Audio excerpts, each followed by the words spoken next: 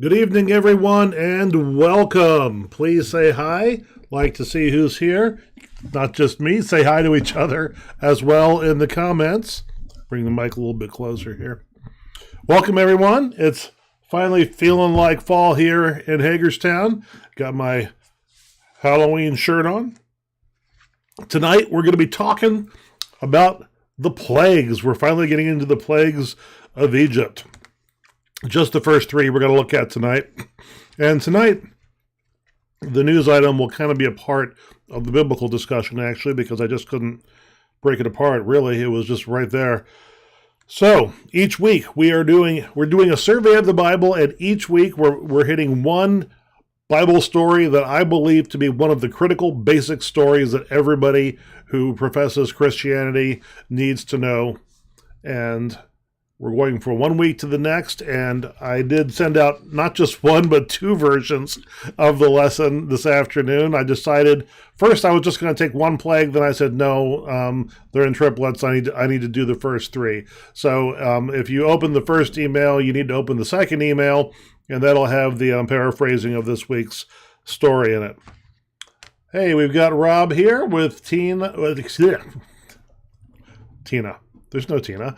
Rob here with Gene and Tony, and we've got John Ewan, and we've got Nardine Daniels with Dick. Good to have you all here tonight. All right, let's go ahead and start off with a word of prayer, then I'll say hi to whoever else chimes in. Gracious God, may the words of my mouth and the meditations of all of our hearts be acceptable in your sight, for you alone are our rock and our Redeemer. Amen. All right. We're going to go ahead and take a look at the Bible lesson now. And we're starting at the end of Exodus chapter 7 and then going into Exodus chapter 8. The Lord said to Moses, Pharaoh is stubborn. He won't let the people go. Go to Pharaoh in the morning as he goes down to the water. Wait by the river's bank to meet him. Take the rod in your hand and say, The Lord God of the Hebrews has sent me to say, Let my people go, so they can worship me in the desert. You haven't listened. Now you will know that I am the Lord. I will strike the water in the river, and it will turn to blood. The fish will die, and the river will stink. The Egyptians won't drink the water. Moses and Aaron did as the Lord commanded. He lifted the rock and struck the water in front of Pharaoh and his servants. All the water in the river turned into blood. The fish in the river died, and the river became foul. The Egyptians couldn't drink from the river. The blood went throughout Egypt, but the sorcerers of Egypt did the same thing with their magic. So Pharaoh's heart hardened, and he didn't listen, just as the Lord had said. Pharaoh went home, didn't even worry about it. The Egyptians dug around the riverbanks looking for drinkable water because they couldn't drink the water from the river. 7 days went by. The Lord said to Moses, Go to Pharaoh and tell him, This is what the Lord says. Let my people go, so they can worship me. If you refuse, I will plague your country with frogs. The Nile will swarm with them. Frogs will get into your house, into your bedroom, and onto your bed. They'll get into the houses of your officials and all your people. They'll be in your ovens and in your mixing bowls. Frogs will be all over you and your people. The Lord said, Tell Aaron, wave your rod over the rivers, canals, and pools. Make frogs come up on the land. Aaron waved his rod over the waters. Frogs came up and covered the land of Egypt. But the sorcerers were able to do the same thing with their magic.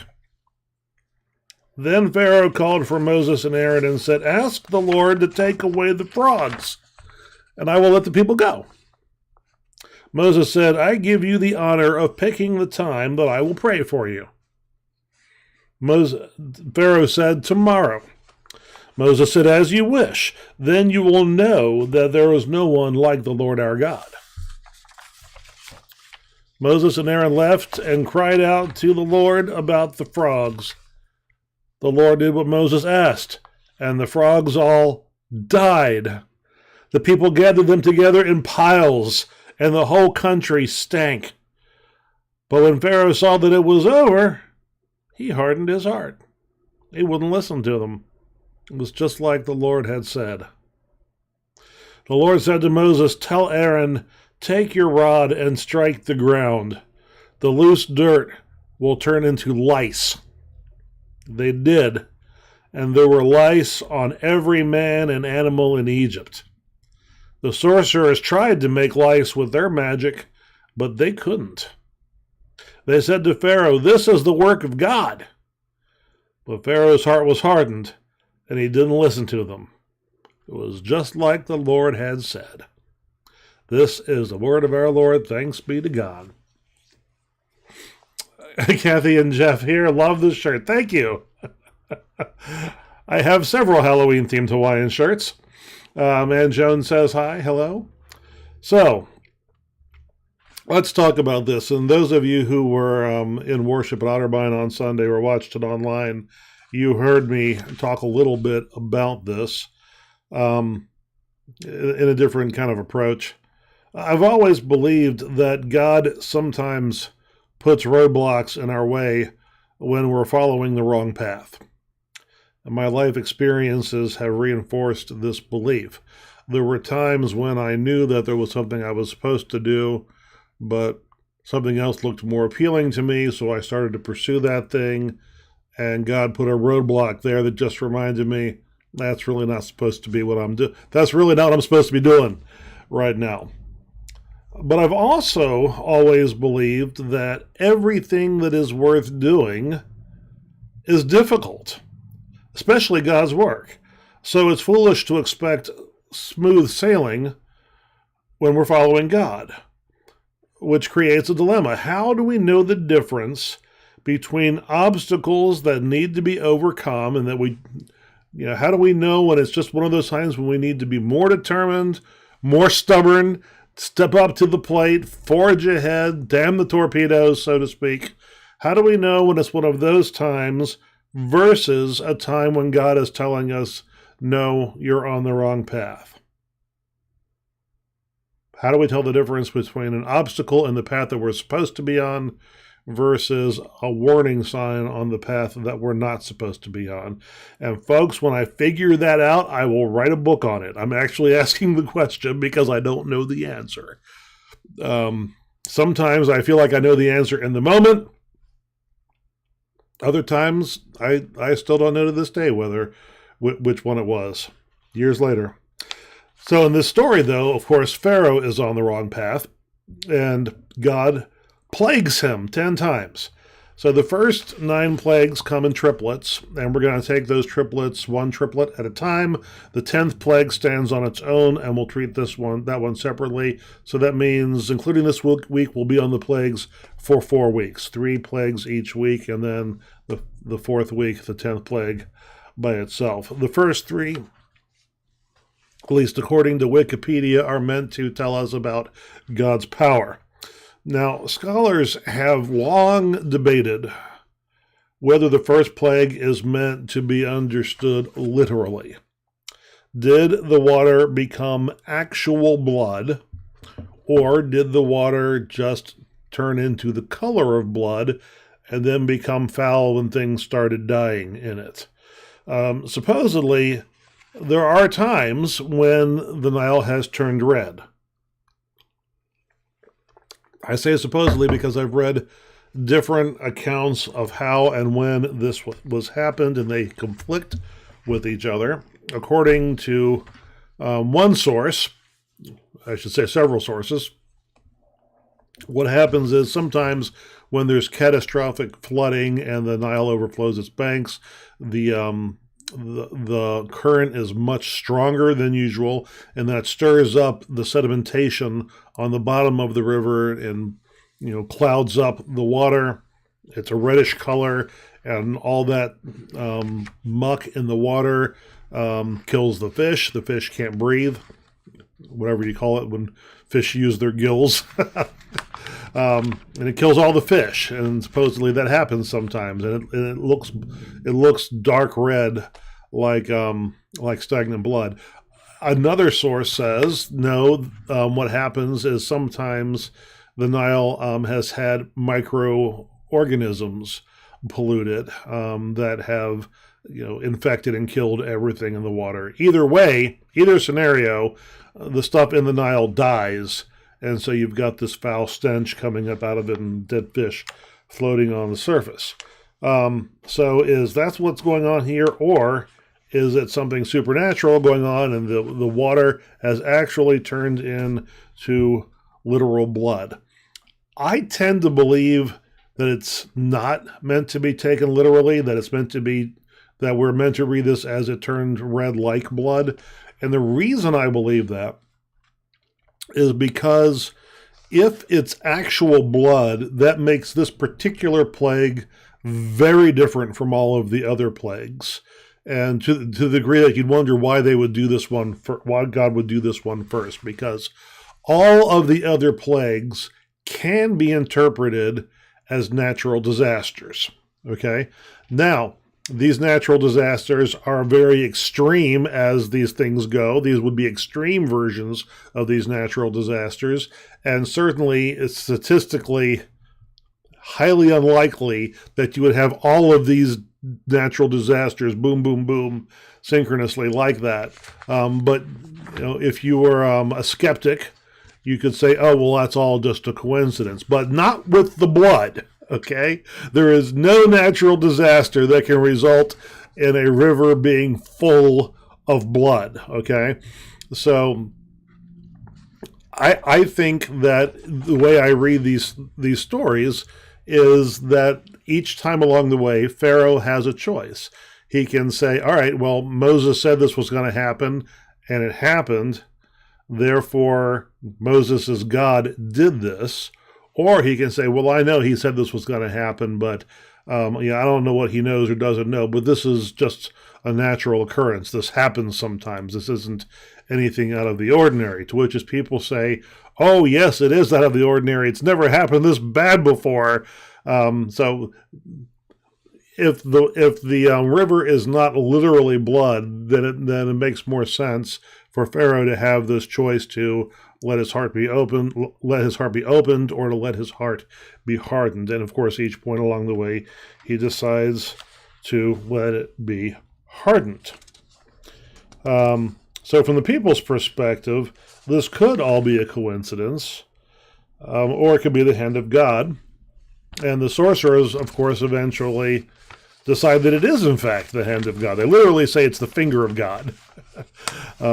I don't know if that was an expression or what, or if they were just saying this doesn't even take the whole hand of God. God could do this with one finger. I'm not sure. In my paraphrasing, I said it's the work of God, because that's what I think we would say today. But as it becomes more and more obvious to everyone else that something supernatural is in fact going on here, Pharaoh has to become more and more stubborn to remain blind about it. And this is what desperate leaders do, very much like what's going on in Russia right now. Putin has to become more and more blind to what's going on in the war, which is what enables him to become more and more ruthless in his decisions, even though they don't make any sense. So what does this tell us about God? And I have to admit that I struggle with this sometimes. This is the part that I talked about in church on Sunday, because for most of my life I resisted the convention of referring to natural disasters as acts of God, because I think that we all have the habit of blaming, or at least a lot of us have the bad habit of blaming the bad things on God while taking personal credit for the good things in our lives. And I think that's not true, and it's not helpful. It's not a good practice. So I don't know that we should go around blaming disasters on God. But the story does, of course, say that God is, in fact, not just our creator, but the creator of the planet and the creator of nature. and someone who can intervene in our lives, and someone who can intervene in nature. Of course, nature is as fallen and broken as we are as a result of the fall. But it certainly is saying that sometimes, at least, God uses nature to punish us. So the danger then is, how do we interpret volcanoes, earthquakes, tornadoes, hurricanes? I remember an old WKRP in Cincinnati episode where, what was his name? Johnny Fever said, I don't know what God has against trailer parks, but he always sends the tornadoes there first. No, I mean, is God punishing people who live in trailer parks? Clearly not. But yet at the same time, as I was saying on Sunday, to think about the hurricane that just happened. Because as we speak, Florida is reeling from the most destructive hurricane that the state probably has ever seen. Not the highest death toll yet, but certainly in terms of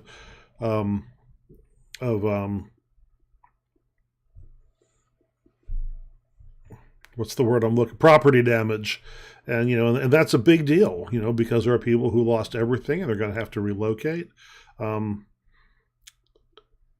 So the earth has to keep us alive. And the earth is a spectacular machine or organism, however you want to look at it, that is trying to keep most of the planet at a temperature that can support human life. Okay, and obviously the further away from the equator you get, from my perspective, the more comfortable you get. But if you go too far from the equator, then you start to freeze. So most of that, you've got that zone that the planet's trying to keep pretty evenly distributed, and things muck that up, right? And I think it's clear to everybody now that the climate is changing. We can argue about whether or not we are causing it or just exacerbating it. At a bare minimum, we're exacerbating it. And as these temperatures around the world change, the planet has to balance everything out. Because some parts of the planet are getting colder, and other parts of the planet are getting much hotter. The way it rains is changing. Here in Maryland, our average rainfall has stayed pretty stable over the last 100 years. The problem, though, is that it all now falls like in the middle of July. And when you're trying to raise corn, that's really, really unhelpful, okay? So the planet is changing in all these ways, and the planet's primary means of equalizing temperatures is hurricanes. And so hurricanes are going to happen. The more extreme temperature differences around the planet are, the more often they happen. And there are places where they are more prone to happen than others. So from that perspective, you might say, well, hurricanes are an act of God because God is trying to keep the planet at a temperature that we can all live at. But then what do you say to the people that were in the path of these things when they happen? Now, please don't interpret anything I'm about to say as being in any way judgmental, okay? That is not my intention. But one might ask the question, how many times should we rebuild New Orleans before we reach the conclusion that maybe we shouldn't have a city there? Maybe it's not safe for a variety of reasons. How many times does Florida have to get hit with hurricanes before we decide maybe we shouldn't have residential communities that close to the beach? Maybe there should be a buffer zone between the coastline and places where we put houses. Maybe we shouldn't have certain kinds of structures. Los Angeles has very different building codes from the rest of the country because the building's got to be able to handle earthquakes. Florida doesn't. Yes, Florida has some stuff that's supposed to help with earthquakes, like the way the front door is open is different than ours and everything. But a lot of houses are guaranteed to fail in a hurricane under current building codes down there. So Now, does that mean that God is telling us something? You can interpret it that way, but it's not a penal thing. It's not a punitive thing. God's not saying, I'm punishing you for where you're building your houses and where you're building your cities. But God might be saying to us, stop building there. It might be beautiful. It might be fun, but it's not safe. And we have a strong tendency to do things that aren't safe because they're beautiful and fun. Please don't think that I'm criticizing any of the victims when I say that. I'm absolutely not. I'm just thinking productively for the future. If we know that these things are going to keep happening, perhaps we should make some decisions for the long run. And that does get to our relationship with God. What does this story tell us about ourselves? Well, it tells us how stubborn we are. It tells us how we can be willfully blind to things. And it shows us certainly how the people suffer for the decisions that a few of us make. Few of us make decisions that have impacts on large numbers of people. When we've got our mind set on something, we can definitely ignore every warning sign that God sends. And what does this story tell us about our relationships with God and with each other? Here's what I think it says to us. I think that because we're capable of putting blinders on our... Whoa, that really changed the lighting.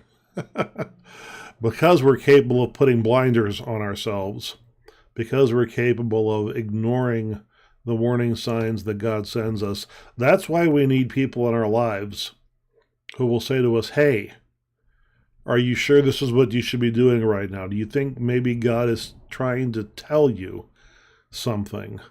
And, I've got 2 daughters in college right now, and both of them are extremely artistic, and both of them, I think, would love to be pursuing artistic training, but both of them are trying to be responsible and pursue an academic course that's going to have more of a career path associated with it.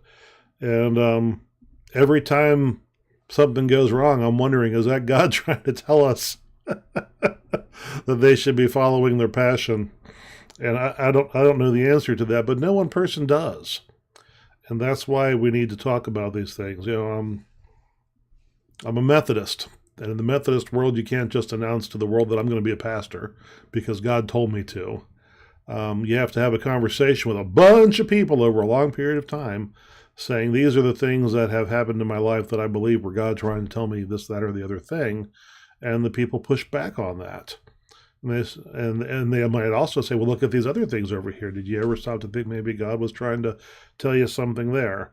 So whether we're talking about frogs coming up out of the Nile, or whether we're talking about a hurricane coming up out of the Gulf, we need to prayerfully, not just scientifically, but prayerfully, ask ourselves, how would God have us move forward from here? We need help seeing the signs. Hello, Sandy. Good to have you here tonight.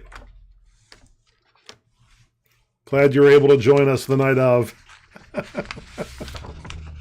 She knows what I'm talking about. All right. So that's all I want to say about the hurricane this week. Let me see. Was there anything else in the news? It just amazes me how much Putin is reminding me of Pharaoh right now.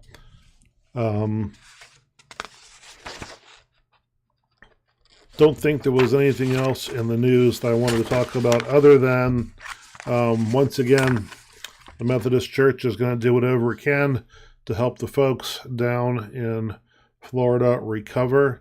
There's no power, there's no water in a lot of places. There are people stranded down there. People's vehicles were destroyed by the flood, the surge, and have no way of getting out of there and getting up here. And of course, getting vehicles all the way down there is a little bit of a challenge because the roads are not all passable. But keep everybody in your prayers. If you know anybody down there, if you haven't heard from them, check in on them, see if they need anything. I know these things all sound obvious, but sometimes we forget. Our minds are on other things. I think that's everything that I have for us tonight. I did not receive any questions this week. Once again, feel free to ask me any questions you've got. You can send it to the email address there in the lower left corner of your screen. You can also always put emails in the chat here, whether you're on Facebook or on YouTube. I can see your comments as you post them. I can respond to them. Most of you have my cell phone number. You can even text me if you want to.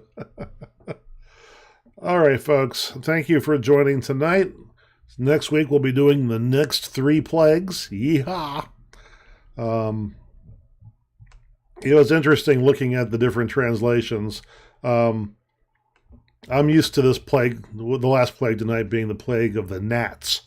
When I was reading that, it might have actually been lice. I was like, oh, that sounds so much worse. I'm going to go with lice. So we'll go into the next 3 plagues next week. All right, folks. God bless y'all. Keep each other in your prayers. Look after each other. And watch for signs from God.